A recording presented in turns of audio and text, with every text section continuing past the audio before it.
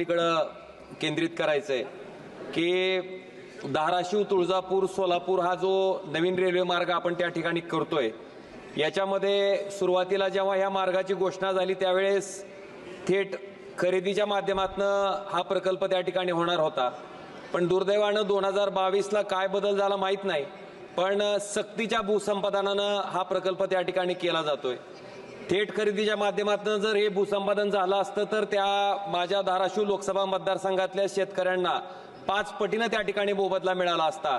पण दुर्दैवानं सक्तीचं भूसंपादन त्या ठिकाणी होतंय, ज्याच्यामुळं 4 पटच मोबदला मिळतो आणि तो सुद्धा रेडी रेकनरच्या दराप्रमाणे मिळतोय.